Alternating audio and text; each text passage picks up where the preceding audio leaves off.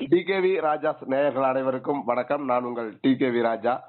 இன்று இந்த காணொளியில் நெல்லை மாவட்டத்தில் தொடர்ந்து கைது நடவடிக்கை காவல்துறை கண்காணிப்பாளர் அவர்களால் நடைபெற்று வருகிறது. காரணம் என்ன? இது தொடர்பாக தமிழக நீதி கட்சியினுடைய மண்டல செயலாளர் மரியாதைக்குரிய ராஜ்பாண்டியன் அவர்கள் நம்முடன் இணைப்பில் இருக்கிறார். ஐயா வணக்கம். வணக்கம் வணக்கம் டிகேவி ராஜா. வணக்கம் ஐயா. நலமா இருக்குல்ல ஐயா? நலமா இருக்கு ஐயா, நலமா இருக்கு. ரொம்ப சந்தோஷம் ஐயா. அதாவது சமீபத்துல தொடர்ந்து சமூக முக்கிய நபர்களை கைது செய்து வருகிறார்கள். குறிப்பாக இளைஞர்களை நெல்லை மாவட்டம், தென்காசி, தூத்துக்குடி போன்ற மாவட்டங்களில். காரணம் என்ன? ஏன் இந்த தொடர் நடவடிக்கை? அதாவது குறிப்பா தீபக் பாண்டியன் உங்களுக்கு எல்லாம் தெரியும்.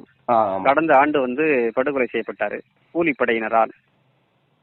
அதாவது அவருடைய தலைக்கு பல கோடி ரூபாய் விலை பேசப்பட்டு ஒரு குறிப்பிட்ட சாதி கூலிப்படையினரால் அவர் வந்து கொல்லப்பட்டார். அவருடைய இறுதி ஊர்வலமானது வந்து மிகப்பெரிய அளவுல ஒரு எழுச்சிகரமா நடந்தது. ஆமா ஆமா, மக்கள் திரள் வந்து அதிகமா இருந்தது. என்ன காரணம் அப்படின்னா, இளைஞர் மத்தியில அவர் விதைத்த விதை அப்படி. அதாவது இளைஞர்கள் மத்தியில வந்து அவருடைய பேச்சு பெரிய அளவில் ரீச் ஆயிருக்கு. அவர் சொல்லக்கூடிய அந்த விஷயங்கள், அவரை வந்து ஒரு சாதிய ரீதியான ஒரு பார்வை பார்த்து அவர் சாதிய வட்டத்துக்குள் அடைத்து ஒரு ரவுடிகளாக சித்தரித்து இப்படியான ஒரு போக்குகளில் தான் வந்து அது இருந்தது. அப்போ இந்த படுகொலையானது வந்து மக்கள் மத்தியில, குறிப்பா தேவேந்திர சமுதாய மக்கள் மத்தியில வந்து ஒரு மிகவும் உன்னிப்பாக கவனிக்கப்பட்டது. ஏன் இவரை வந்து படுகொலை செஞ்சாங்க, ஒரு பின்னணி என்ன என்பதாக வந்து பார்க்கப்பட்டது. அந்த படுகொலையில் சம்பந்தப்பட்டவர்கள் ஜாமீனில் வெளிவந்து இப்பொழுது தலைமறைவாக இருக்கிறார்கள். அந்த வாய்தாவுக்கு வந்து அவங்க வரல. அப்ப இந்த நிலையில வந்து இது இன்னும் கூடுதலான ஒரு பரபரப்பை வந்து ஏற்படுத்தியிருக்கு. அப்ப இந்த நிலையில வந்து இந்த ஆண்டு அவருக்கு வந்து நினைவேந்தல் நிகழ்ச்சி வேற வருது. முதலாம் ஆண்டு. அப்ப இந்த முதலாம் ஆண்டு நினைவேந்தல் நிகழ்ச்சியில வந்து அசம்பாவிதம் வந்துவிடக்கூடாது அப்படின்ற அளவுல வந்து காவல்துறை நடவடிக்கை மேற்கொண்டிருக்கிறது.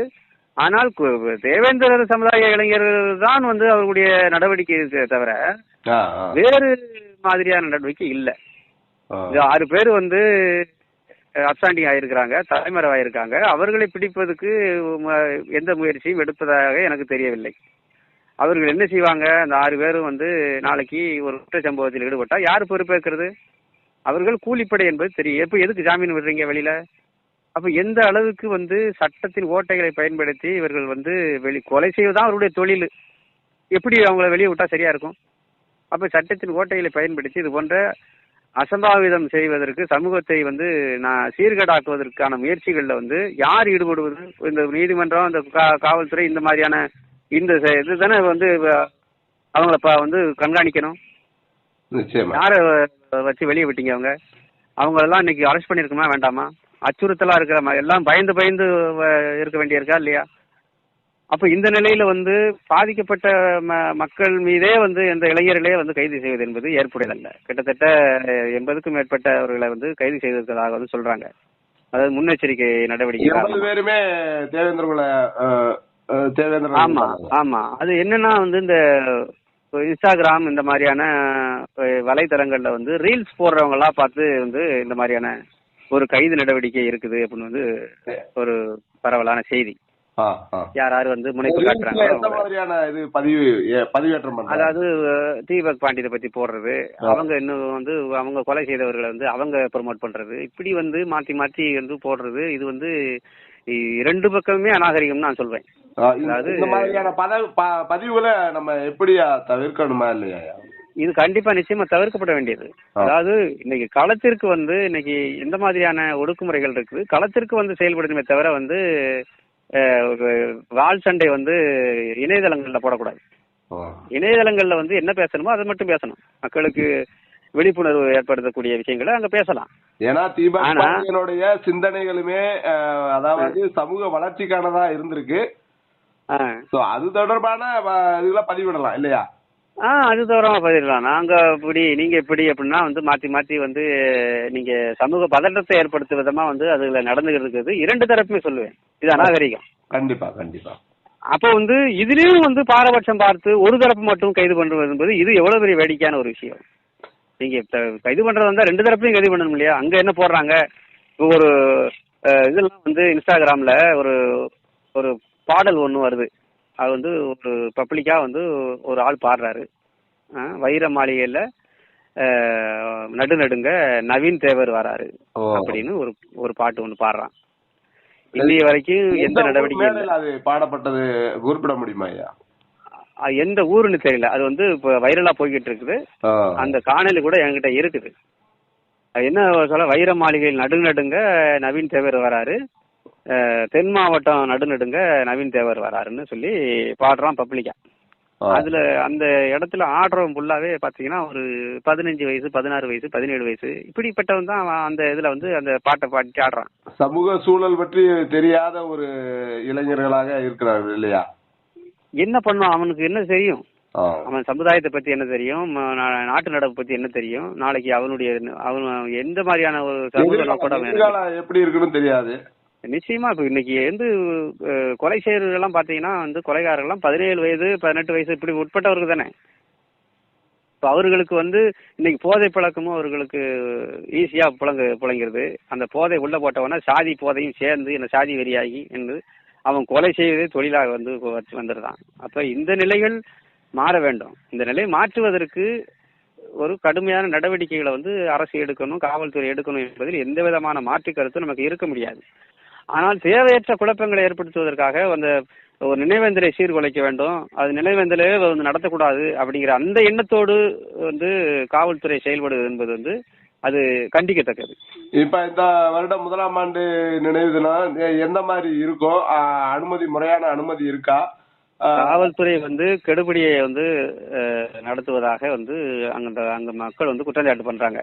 காவல்துறை வந்து ஒரு அறிவிக்கப்படாத ஒரு நெருக்கடி கொடுப்பதாகவும், அனுசரித்தால் நாங்கள் வழக்கு போடுவோம் அப்படின்ற மாதிரியான ஒரு இதையும் வந்து காவல்துறை நடவடிக்கை எடுப்பதாக வந்து அந்த பகுதியில் விசாரிக்கும் போது சொன்னாங்க, தகவல் சொன்னாங்க. அப்ப இந்த எப்படி வந்து அந்த நினைவேந்தல் நிகழ்ச்சியை எப்படி நடத்துவாங்க என்பது குறித்து இதுவரையும் தெரியல. அப்ப நினைவேந்தல் நடத்துவதற்கு நம்ம என்ன சொல்றோம் அப்படின்னா, எந்த தடையும் இருக்கக்கூடாது. காவல்துறை என்பது பாதுகாப்பு கொடுக்கணும். பாதுகாப்பு கொடுக்க வேண்டியது உங்களுடைய வேலை. நினைவேந்தலை நடத்தக்கூடாது என்பது வந்து அது சரியானது அல்ல அப்படிங்கிறது நம்முடைய கருத்து. நிச்சயமாயா. இப்ப இந்த 1ஆம் ஆண்டு நினைவு தினம் முழுக்க தடையா அல்லது எந்த மாதிரி அவங்க அறிக்கை வெளியிட்டிருக்காங்க?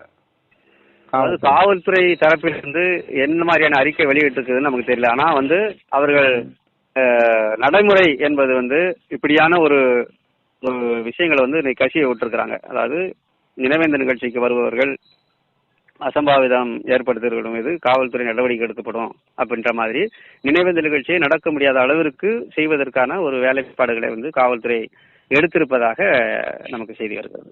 மிக்க மிக்க நன்றி ஐயா. தொடர்ந்து சமீபத்தில் ராமநாதபுரம் மாவட்டத்துல ஒரு அதாவது உத்தரவசமங்கை கோவில்ல பாத்தீங்கன்னா ஒரு காட்சியை நம்ம பார்த்திருப்பீங்க, நீங்களும் சமூக வலைதளங்கள்ல பார்த்திருப்பீங்கன்னு நினைக்கிறேன்.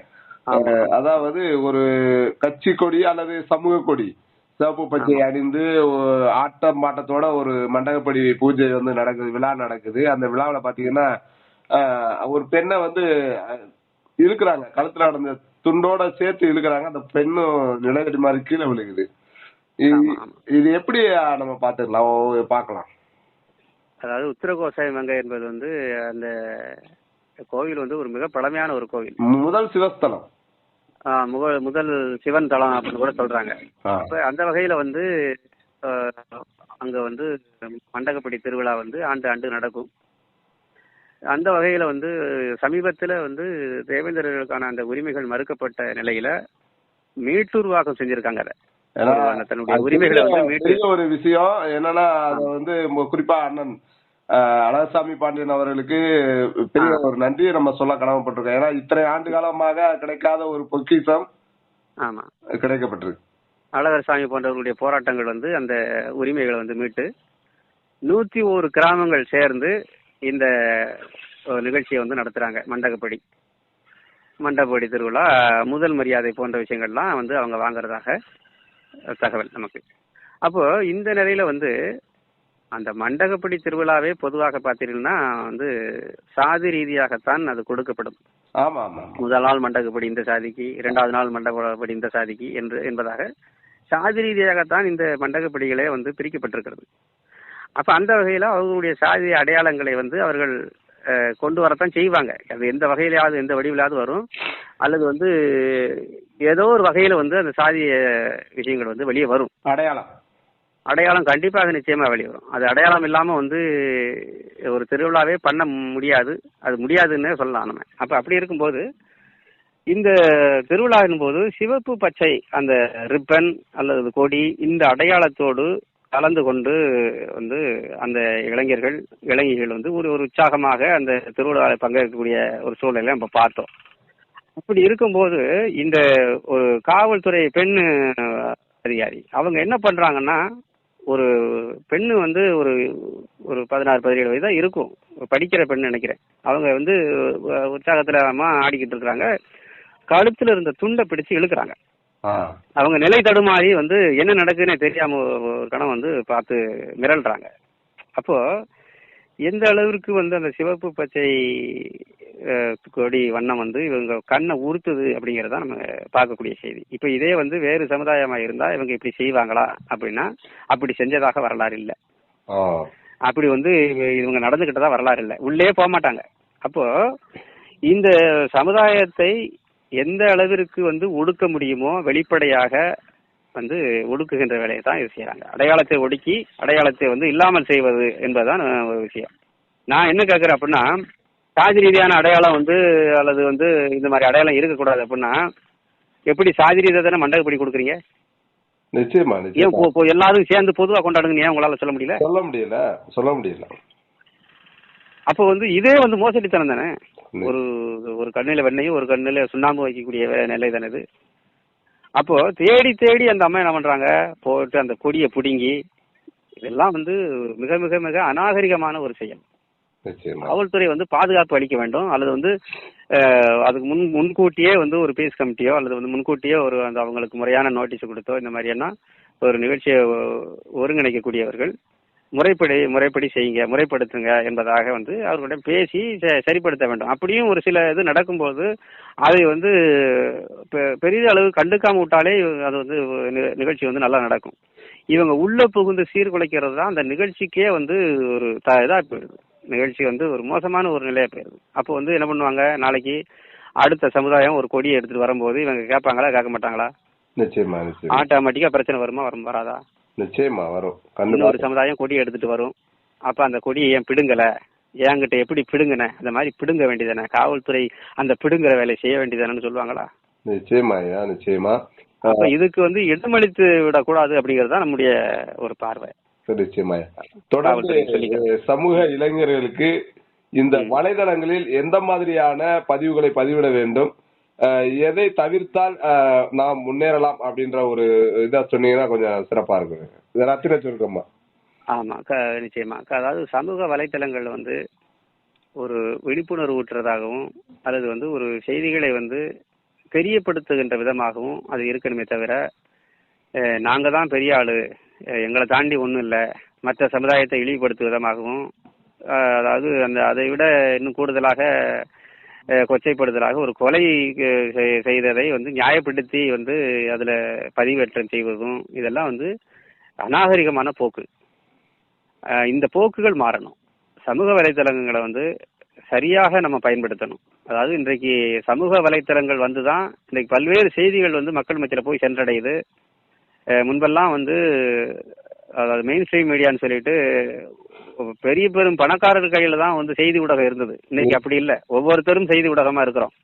அப்போ அதை எப்படி எந்த அளவுக்கு தெளிவாக, எந்த அளவுக்கு உண்மைத்தன்மையோட, எந்த அளவுக்கு சரியாக சமூக அக்கறையோடு சொல்ல வேண்டும் என்கின்ற அடிப்படையில் பதிவேற்றம் செய்ய வேண்டும் என்பதுதான் என்னுடைய வேண்டுகோள். நிச்சயமா. தொடர்ந்து மற்றொரு காணொலியில சந்திப்போம் ஐயா. மிக்க நன்றி. நன்றிங்க. நன்றி. டி.கே. ராஜா ஊடகத்துக்கு நன்றிங்க. ரொம்ப நன்றி.